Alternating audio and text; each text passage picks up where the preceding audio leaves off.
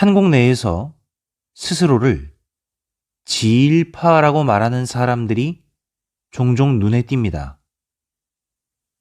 또한 한일 우호를 말하는 온라인상의 모임도 소수이지만 존재합니다. 이 사람들이 하는 말을 자세히 들어봤습니다. 대부분이 이렇습니다. 정치 문제로 싸우지 말자. 일본이 과거에 우리를 수탈했지만 이제 우리가 용서하고 잘 지내자. 솔직하게 말씀드리겠습니다. 저는 이런 사람들이 더 위험하다고 생각합니다. 한일 우호를 말하는 이들조차, 자신은 일본을 안다고 말하는 이들조차 그 피해의식에서 벗어나지 못했습니다. 이들이 벗어나지 못한 것은 또 있습니다. 지금까지 자기들이 증명된 역사가 아니라 판타지를 배웠다는 사실을 인정하지 않습니다. 한국의 정신을 흩뜨려 놓기 위해 일본인들이 쇠말뚝을 박았다고 믿는 국가. 의사보다 무당의 말을 더 믿었던 국가. 일본이 조선인들 수백만 명을 끌고 갔다고 믿는 국가. 일본인들은 지진이 나서 다 죽었으면 좋겠다고 말하는 국가. 정치인들의 반일 선동에 매번 속아 넘어가는 국가. 일본에 유학만 가도 매국노라고 말하는 작가가 당당히 활동하는 국가. 당신이 일본인이라면 이런 국가의 국민들과 친하게 지내고 싶을까요? 자기 자신에 대한 반성도 없이 도덕적 우월감에 취해서 일본을 용서하자는 당신들에게 묻겠습니다. 당신은 일본을 아십니까? 아신다고요? 그럼 질문을 바꿔보겠습니다. 당신은 자기 자신에 대해서는 얼마나 알고 계십니까? 천연두라는 무서운 전염병이 일본에 전래된 것은 16세기 이후입니다. 천연두는 끔찍한 치사율과 후유증으로 일본 전역을 공포에 몰아넣었습니다. 그러던 중 1798년 제너라는 영국의 의사가 우두법의 개발로 천연두를 퇴치할 효과적인 방법을 찾았고, 이 소식은 나가사키의 상관을 통해 일본에도 전해집니다. 1849년 네덜란드 의사 모니케와 사가번의 의사들이 최초로 우두 접종에 성공하자 종두법은 빠르게 전국으로 확산됩니다. 종두법 보급의 앞장선 인물은 바로 이토 겐보쿠라는 분입니다. 그가 주도하여 건립한 에도 종두소는 막부직할의소로 승격되어 근대 의학 교육의 장이 되었으며, 현재의 도쿄대 의학부 또한 이곳에 뿌리를 두고 있습니다.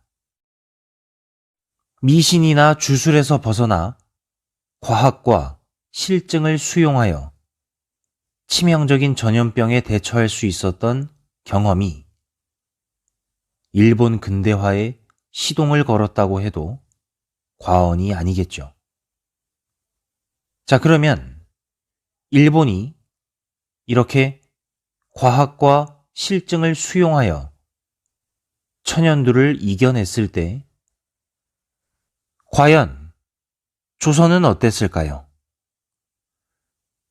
지석영이라는 조선의 의사가 있었습니다. 자신의 조카를 비롯한 수많은 어린 아이들이 천연두로 인해 무력하게 죽어가는 것을 보고 있던 그는 이 천연두의 퇴치 방법을 배우기 위해 당시 부산에 있었던 일본의 의사들에게 찾아갑니다. 가난했던 그는 타고 갈 말 한 피를 구할 수 없어서 서울에서 부산까지 20일 동안 걸어갔다고 합니다. 힘들게 부산에 도착하여 만난 일본 의사들의 이름은 마츠마에와 도즈카. 지석영은 이들에게서 몇 달 동안 종두법을 배웠으며 1880년 일본을 다녀온 후 본격적으로 종두장을 차리고 조선인들을 대상으로 종두 접종을 시작하죠. 그의 노력이 결실을 맺어 수많은 조선인들이 살아남을 수 있었습니다. 자, 조선인들을 살리려 했던 지석영의 노력, 또 가난했던 그에게 아무 대가도 받지 않고 종두법을 교육해준 일본의 의사들까지. 어떻습니까? 참 훌륭하고 또 고마운 분들이죠. 그러나 여러분, 진짜 이야기는 지금부터 시작입니다. 종두법의 보급 이후 지석영은 조선의 백성들에 의해 목숨을 잃을 위기에 처하게 됩니다. 이해가 안 가시죠? 이렇게 훌륭한 일을 한 사람이 도대체 왜, 무슨 죄를 지었길래 목숨을 잃을 위기에 처하게 된 것일까요? 그의 죄목은 바로 일본에서 종두법을 배웠다는 것이었습니다. 농담하는 거 아닙니다. 사실입니다. 자, 그러면 이 어이없는 일이 왜 벌어졌을까요? 지석영을 시기 질투하던 사람들이 있었습니다. 흔히 무당이라고 불리는 사람들이죠. 당시 조선의 무당들은 천연두는 천벌이기 때문에 의학으로 고칠 수 있는 것이 아니라 무당의 굿을 받아야 한다고 말했습니다. 이 굿이라는 개념이 일본 시청자분들께는 잘 이해가 안 될 수 있습니다. 간단하게 말씀을 드리면 하늘에 제사를 지내는 의식 정도로 말씀드릴 수 있을 것 같아요. 자, 어쨌든 이 무당들이 종두법에 대한 헛소문을 퍼뜨리기 시작합니다. 종두법 치료를 받게 되면 하늘이 분노한다. 지석영이 일본에서 이상한 것을 배워서 조선에 퍼뜨리려고 한다.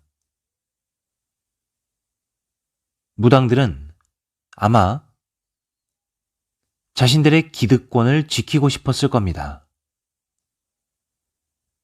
이 무당들이 퍼뜨린 헛소문에 속아 당시 접종을 하려는 의사가 나타나면 마을의 부모들은 아이를 업고 산으로 도망가는 경우도 많았다고 합니다.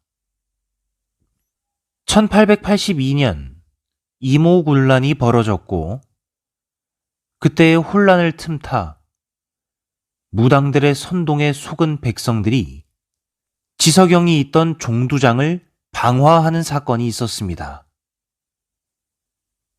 다행히 지석영은 미리 피신했지만 종두장은 불타버렸다고 하네요.